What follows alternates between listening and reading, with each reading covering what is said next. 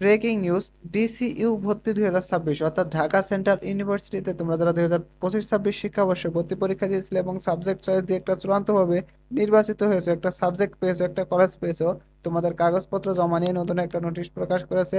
অর্থাৎ আগের নোটিশটা বাতিল হয়ে গেছে। কি কারণে? কারণ ঢাকা সেন্ট্রাল ইউনিভার্সিটিতে তোমরা জানো আজকেই একটা শেষ ডেট ছিল, অর্থাৎ 25 তারিখে একটা শেষ ডেট ছিল তোমাদের চূড়ান্ত মেধা তালিকা প্রকাশের। কিন্তু এটা তোমাদের আবেদনের সময়সীমাটাই পুনরায় আবারও বৃদ্ধি করা হয়েছে। আবেদনের সময়সীমা পুনরায় বৃদ্ধি করার কারণে আগের যে ডেট ছিল যে 26 তারিখ থেকে তোমাদের চূড়ান্ত ভর্তি হবে, এটা চেঞ্জ করে দিয়েছে তারা। এবং তোমাদের কি কি কাগজপত্র লাগবে এটা এখানেও একটু চেঞ্জ এসেছে। তাই তোমরা অবশ্যই ভিডিওটা শুরু থেকে শেষ পর্যন্ত দেখবা এবং কত তারিখ থেকে কত তারিখ পর্যন্ত জমা দিবা এটাও চেঞ্জ আসছে। দেখো, আমরা যদি বিষয়টা দেখি, তোমাদের ডকুমেন্ট কি কি লাগবে। তোমাদের ভর্তির জন্য চূড়ান্তভাবে নির্বাচিতদের ভর্তি ফর্ম পূরণ করে পে স্লিপ সহ নিম্নবর্ণিত কাগজপত্র সংশ্লিষ্ট কলেজ অফিসে 27 আগস্ট 2026 থেকে 6 সেপ্টেম্বর 2026 তারিখ পর্যন্ত জমা দিতে হবে। অর্থাৎ যেটা আগে ছিল 26 ছিল, 26 থেকে 29 বা 30 এরকম একটা ছিল মেবি, বা 31 এরকম একটা ছিল। কিন্তু সেখানে 27 আগস্ট, এখন 26-এর পরিবর্তে 27 আগস্ট হয়ে গেছে এবং এখানে 6 সেপ্টেম্বর, ঠিক আছে, 27 আগস্ট এবং 6 সেপ্টেম্বর এর মধ্যে তোমার কাগজপত্র জমা দেওয়া লাগবে। এখানে 6 সেপ্টেম্বর কি কারণে করছে? কারণ তোমাদের নতুন ভাবে কিন্তু একটা আবেদন চলতেছে। নতুন ভাবে তোমরা যারা চান্স পাওনি বা চান্স পেয়েও ভর্তি হওনি, ভর্তি নিশ্চিত করনি, পেমেন্ট করনি, তাদের কিন্তু আবেদন চলতেছে। তারাও যেহেতু একসাথে তোমাদের সাথে ভর্তি হতে পারে, সেজন্য 6 সেপ্টেম্বর পর্যন্ত তোমাদের নেওয়া হয়েছে। এরপর আসো মূল নম্বরপত্র ও নম্বরপত্রের সত্যায়িত ফটোকপি। এটা প্রথমে ছিল শুধুমাত্র এসএসসিটা, সরি এইচএসসিটা।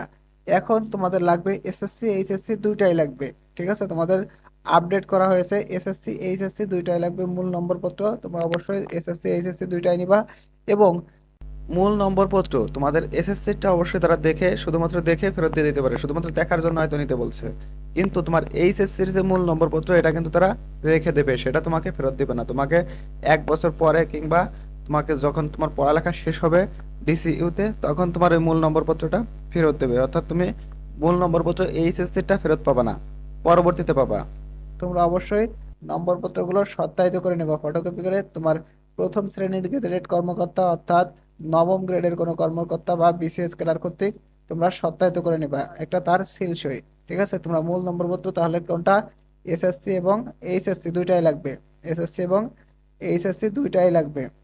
এরপরে আসো, প্রার্থীর সর্বশেষ যে শিক্ষা প্রতিষ্ঠান হতে উত্তীর্ণ হয়েছে সে প্রতিষ্ঠান কর্তৃক প্রদত্ত প্রশংসাপত্র। তুমি যে শিক্ষা প্রতিষ্ঠান থেকে এইচএসসি পাস করেছো সেখান থেকে একটা প্রশংসাপত্র আনবা, প্রশংসাপত্র।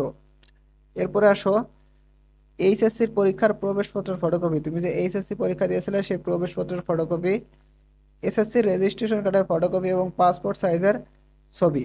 পাসপোর্ট সাইজের ছবি কয় কপি? 5 কপি। এবং এইচএসসির রেজিস্ট্রেশন কার্ডের ফটোকপি। এরপরে আসো, কোটার প্রমাণপত্র। তোমরা যারা কোটায় চান্স পেয়েছো, যারা প্রতিবন্ধী কোটা বলো বা যে কোনো কোটা, তোমরা যে কোনো কোটায় আবেদন করো না কেন, তোমরা যদি কোটায় চান্স পেয়ে থাকো, খেলোয়াড় কোটা বলো, পোষ্য কোটা বলো, যে কোনো কোটায় তুমি সেই কোটার অবশ্যই একটা প্রমাণপত্র নিবা, একটা সার্টিফিকেট। যে কোনো কোটার কিন্তু একটা সার্টিফিকেট থাকে, যে কোনো একটা কোটার একটা সার্টিফিকেট থাকে, সেই সার্টিফিকেটটা তুমি নিয়ে যাবা। তুমি প্রতিবন্ধী হলে তোমার প্রতিবন্ধী সার্টিফিকেটটা নিয়ে যাবা, পোষ্য কোটা হলে পোষ্য কোটার সার্টিফিকেটটা নিয়ে যাবা, খেলোয়াড় কোটা হলে তোমার খেলোয়াড়ের সার্টিফিকেটটা নিয়ে যাবা।